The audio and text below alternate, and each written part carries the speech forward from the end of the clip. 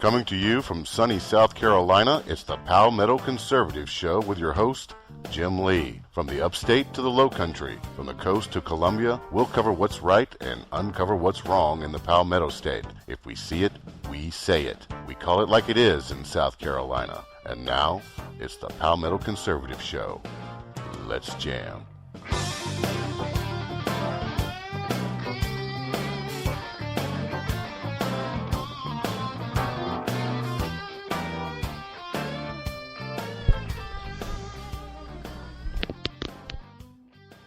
And welcome into the Palmetto Conservative Show here on the Conservative Broadcast Media Network.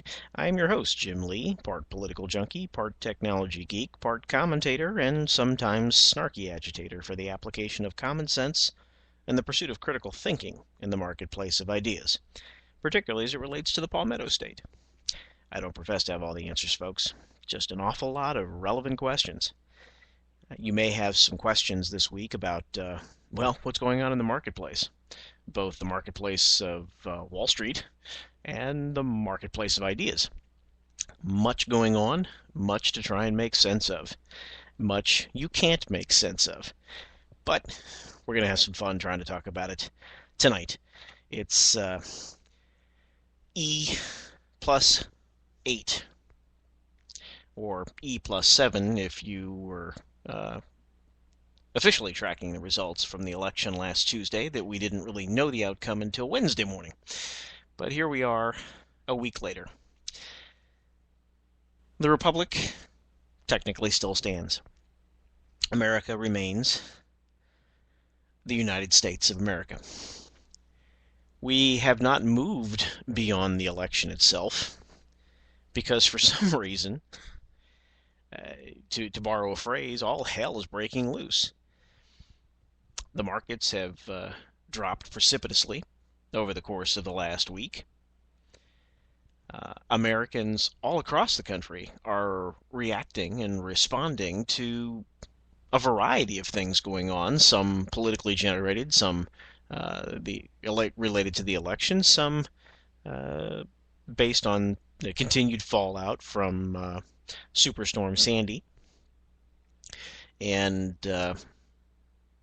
as we saw today, internationally, the Middle East has heated up yet another notch, and that too is causing some interesting responses as well. So what do we make of what's going on? What in the wide, wide world of sports is happening here in the country we call America? Well, we'll get to that in just a couple of minutes. Glad you're with us here tonight. Usual and customary disclaimer here on the Palmetto Conservative Show.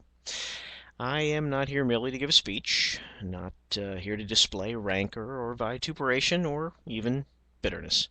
I'm not here to try and use incendiary language and to try and incite violence, but rather I'm here to try and inflame your senses. I'm here to try and incite something that we need desperately more of in our political discourse, and that is critical thinking. As we stand here with our toes dangling over the proverbial fiscal cliff and wondering what to make of all that's going on, there's lots to dissect, lots to pour through. You have the premature declaration of the death of the Republican Party, de jure. You have the analysis of a variety of pundits and talking heads, and I don't consider myself in that class, the punditry class. I'm here to talk about issues as I see them, and to try and have discussions. And bear with me one second. I've got a renegade screen going on here, and that drives me crazy.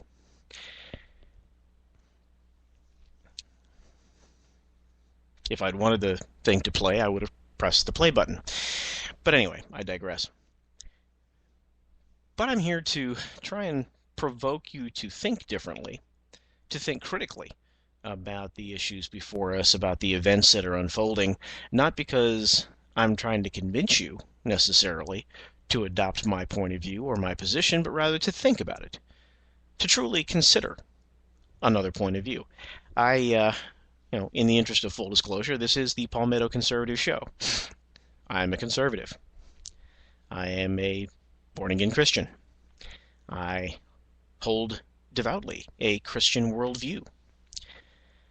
I typically vote Republican. Now, I tell you that up front so that you understand a bit of the perspective that I bring to the table and that you're alerted to the potential biases that might be there. Now, I will tell you that I do not wholesale accept Republicans just because they have an R after their name, nor do I necessarily agree with every statement that comes out of the so-called religious right. But I want you to understand, just for the sake of conversation and discourse, the perspective that I bring to the table. So, again, my point here is to hopefully get you to contemplate, to consider thinking a little bit differently about issues. So, with that said, what do we make of what's going on? Is the country in the middle of a collective hissy fit from a variety of different perspectives based on different stimuli?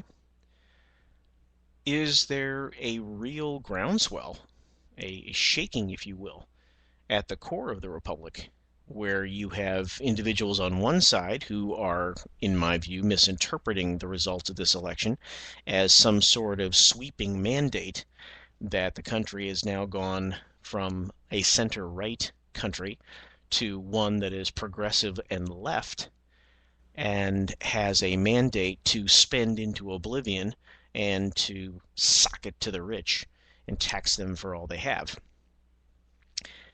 Is it the case of individuals who are declaring the end of America and are trying to stake their ground on where we go from here?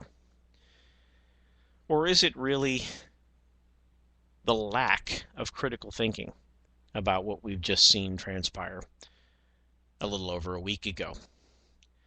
You know, for all of the troubles that we have as a country, and there are many, although I would say that America's troubles pale in comparison to America's potential and its inherent ability to deal with them. But I'm not here to just blow smoke and happy talk. Yes, we have big problems. But we did survive this election peacefully. We did not have tanks rolled up next to polling places. We did not have all of our precincts guarded by brown shirts in boots. We did not find ourselves with a ballot in front of us with but one candidate. Now, that's not to take away from the argument that we have a monolithic two-party system. That's a topic for another segment. But the fact is, we had the opportunity to go to the polls. I wish more people had exercised that opportunity, had exercised their right and their duty as citizens of this country, but they exercised their freedom to choose not to. I only wish there was a constitutional amendment that says if you choose not to, you also forego your First Amendment right to free speech to bitch and complain about it. And for those of you that are sarcastically challenged, that was sarcasm. I'm a firm believer in the Bill of Rights and the freedom of speech, particularly as it was intended by our founders, but I digress. I'd be careful here. There's a dozen rabbit holes around me, and I could fall down one of them at any point in time. But I believe what we were witnessing is the process, the natural process that is going to take place when you take a country where we have 50, or is it 57? 50 sovereign states with different people with different views and perspectives and worldviews, all wrapped around this common thing we call the Constitution, and the founders' notion of a federal government and not a national government, trying to come to grips with an election whose results fly in the face of common sense. Now, before you think that's just simply right-wing Republican pablum, let me explain. By any objective measure, and I would be happy to sit down and have this conversation with the most hardcore liberal, if this were the private sector and the United States government were the company, and the results of the last 4 years for that company, the performance for the last 4 years of that company, were nearly 4 straight years of historically high unemployment, increased deficit spending, a lack of earnings, if you will, more people on food stamps rather than off of food stamps, continued involvement in not just the military operations that President Obama inherited, but more. And the ongoing, shall we say, fog that surrounds the leadership. Can you say Fast and Furious, Benghazi, and so on? All of these things. Common sense would dictate that it's time for that leader to go. The board of directors should have come together and said, it's time to pick a different leader. We're not getting the results that we expected. You've had 4 years. That's enough. Thank you for playing our game. Here as a parting gift is your retirement, Secret Service for 7 or 9 years, and a one-way ticket to Hawaii. But that did not happen. The American people chose to stay with, to borrow a phrase, the devil they knew rather than the devil they didn't know. Who's to blame for all that? We'll talk about that more in the next segment. But we're going to talk a bit more about some of these topics as to what in the wide world of sports is going on. This country is going through a collective hissy fit. But it is what it is, and we've got to try and make sense of it. You're listening to the Palmetto Conservative Show here on the CB Media Network, the Conservative Broadcast Media Network. It's a Wednesday, November 14th. Glad you're with us. Stick with us. We'll be right back. You said in the Rose Garden, the day after the attack, it was an act of terror. It was not a spontaneous demonstration. Is that what you're saying? Please proceed, Governor.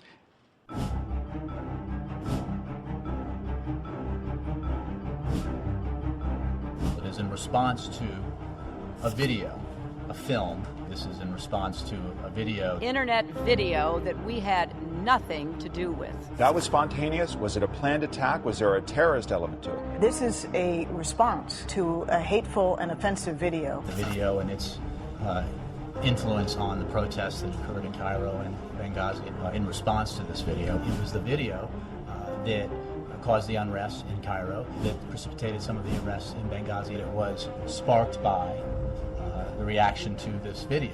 The video was a precipitating cause to the unrest, specifically in Libya. Might take advantage of a situation that was brought about initially as a response to the video in question. Natural protests that arose because of the outrage over the video.